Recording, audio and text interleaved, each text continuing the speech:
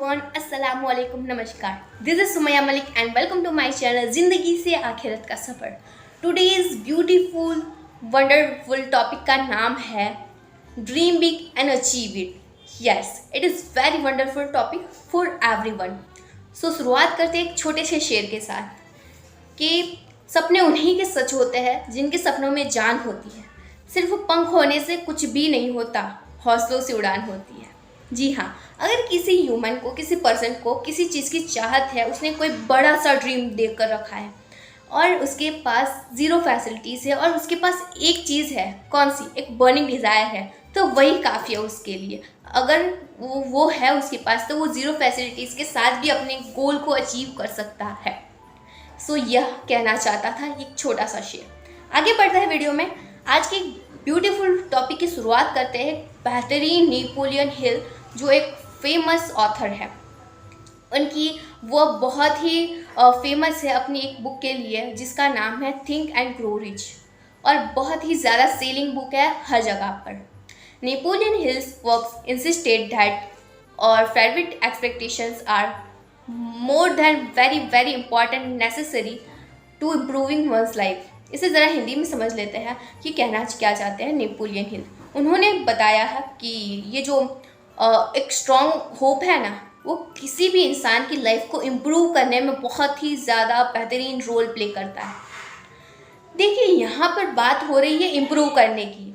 हर कोई अपनी लाइफ को अच्छी तरह से जी रहा है, सर्वाइव हर कोई कर रहा है, एवरी ऑर्गेनिज्म कर रहा है अपनी लाइफ को सर्वाइव। बट यहाँ बात आती है अपनी लाइफ को थ्राइव करने की, यहाँ बात आती है इम्प्रूव करने की, यहाँ बात आती है शाइन ग्रो करने की अपनी लाइफ को। सब वो यह कहते हैं कि स्ट्रॉन्ग डिज़ायर बहुत ज़्यादा ज़रूरी है, फेवरेट एक्सपेक्टेशंस। आगे बढ़ते हैं। Napoleon Hill, he is very famous author from America, और उनकी सबसे ज़्यादा फेमस बुक का नाम है जो है द लॉ ऑफ सक्सेस। जी हाँ, आपने थंबनेल में भी उसका फ़ोटो ज़रूर देखा होगा और तभी आपने शायद क्लिक किया हो कि नेपोलियन हिल क्या कहते हैं, हम चलो ज़्यादा जानते हैं। So Napoleon Hill the law of success में उन्होंने कामयाबी की दलील में हमारे सबकॉन्शियस माइंड के बारे में बात की है। अगर किसी मेरे दोस्त को नहीं पता है कि हमारे सबकॉन्शियस माइंड क्या है, तो मैं उन्हें शॉर्ट में ज़रूर समझाना चाहूँगी कि we have two mind, conscious mind and subconscious mind.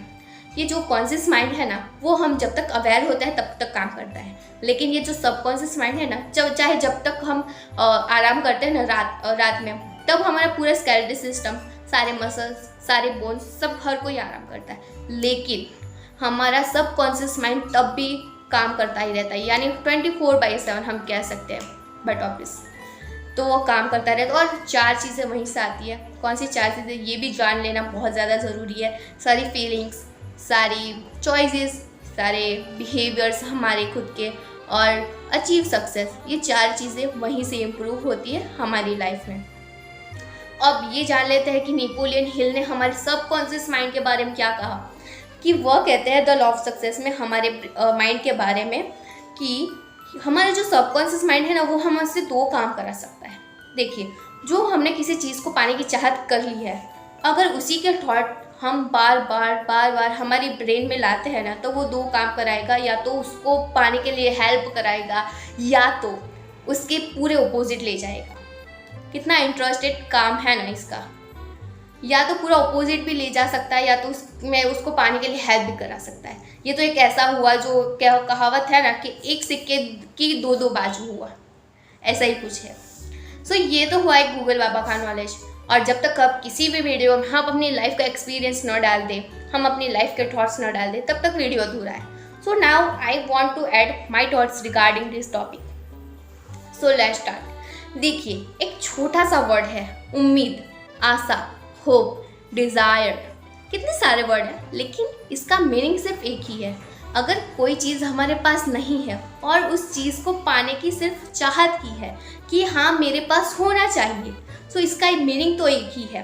और ये क्या करता है, इसकी अहमियत हमें तब पता चलती है जब हम, देखिए, हमारा गोल यहाँ पर है, हम यहाँ पर है, और इसे पाने में ये जो रास्ता है ना, जो जिसकी किसी को पता नहीं होती कि इस रास्ते में कौन कौन सी सिचुएशन आने वाली है, और किसी सिचुएशन में हम फंस चुके हैं बुरी तरह से, और वहाँ पर हम गिव अप कर देना चाहते हैं, यानी वहीं पर बसेरा कर लेना चाहते हैं, थक चुके हैं, आगे बढ़ना ही नहीं चाहते हैं, तब है ना होप बहुत ही ज़्यादा अच्छा रोल प्ले करती है हमारी लाइफ को पूरा चेंज करने के लिए।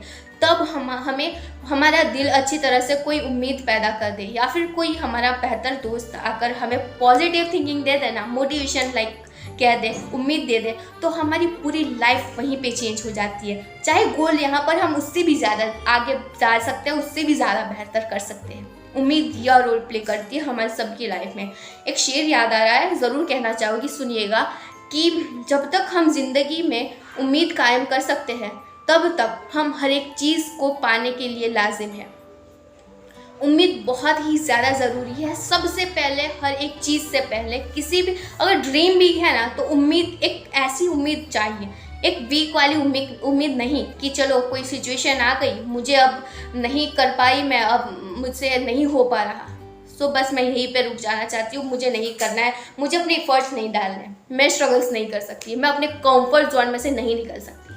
जी नहीं, ऐसी उम्मीद भी किसी काम की नहीं है। उम्मीद करनी है तो एक बर्निंग डिज़ायर की तरह होनी चाहिए, एक ऐसी उम्मीद जो आपको किसी भी तरह से थकने ना दे और किसी भी सिचुएशन से हारने ना दे। एक ऐसी डिज़ायर, और वो अपनी एक ऐसी डिज़ायर होनी चाहिए, एक ऐसी उम्मीद, एक बर्निंग डिज़ायर ऐसी होनी चाहिए कि जो हमें हमारा जो हम वक्त ज़ाया करते हैं ना किसी भी कामों में, वो ना करने दे, टाइम वेस्ट ना करने दे। इन शॉर्ट, मतलब कि हमारे गोल के पीछे ही लगे रहे हम हर वक्त, उसे पाने की उम्मीद में ही लगे रहे। एक ऐसी डिज़ायर होना बहुत ज़्यादा ज़रूरी है। देखिए, लाइफ में कोई भी इंसान, आप किसी भी इंसान को जज करते होगे कि ये तो इतना ज़्यादा सक्सेसफुल इंसान किस तरह, अपनी इस तरह की पर्सनालिटी उसने किस तरह डेवलप की होगी। तो इसका एक छोटा सा सिंपल सा आंसर है कि देखिए, हर कोई पहले से अमीर नहीं होता है, हर कोई एक मिडिल क्लास की फैमिली से आता होता है, लेकिन वो उस स्टेज पर किस तरह पहुंचता है, अपनी लाइफ में आने वाली सिचुएशन को अच्छी तरह से सामना करता है with proper determination, with proper approach. ये एक होता है उसके अंदर एक हौसला, एक जज्बात होता है, एक डिज़ायर होता है, और उसी की वजह से वो उस स्टेज पर पहुंच जाता है और फिर उसके चर्चे आम हो जाते हैं। देखिए, लाइफ है ना, आपको एक मौका देगी, लेकिन आपकी मेहनत हर किसी को चौंका कर रख देगी।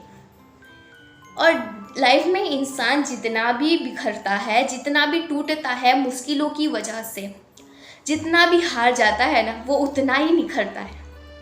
एक बहुत ही प्यारा किसी ने कहा है कि जितना आप बिखरोगी उतना ही आप निखरोगे लाइफ में।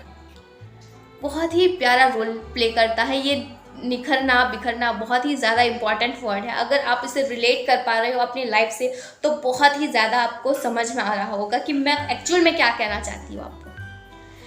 अगर देखिए, लाइफ में आपके सब कुछ भी ऑपोजिट क्यों ना चला हो, लेकिन आपको एक उम्मीद रखना बहुत ही ज़्यादा ज़रूरी है।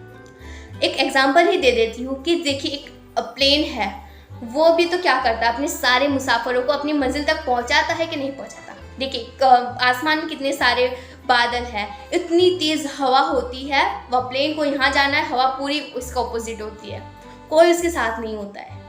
बस सिर्फ उसकी फॉर्मेशन है प्लेन की, वो भी एक इंसान ने की है। तो उसने किस तरह उसको बनाया होगा कि वो एक इतने सारे तूफान को झेलकर अपने मुसाफिरों को अपनी मंजिल तक ले जाता है। तो कुछ ऐसा ही है कि ज़िंदगी में हर एक चीज़ हमारे ऑपोजिट होना चाहेगी, हमारे अगेंस्ट हो जाएगी। अगर हमने कुछ बड़ा सोचा है, ड्रीम बड़ा है, तो हर कोई मुश्किल आएगी। ड्रीम छोटा होता तो इसकी बात नहीं होती, लेकिन ड्रीम बड़ा है तो कुछ भी हो सकता है, रास्ता कोई भी आ सकता है। मंजिल वहाँ पर है, लेकिन वहाँ तक का रास्ता कैसा है किसी को नहीं पता।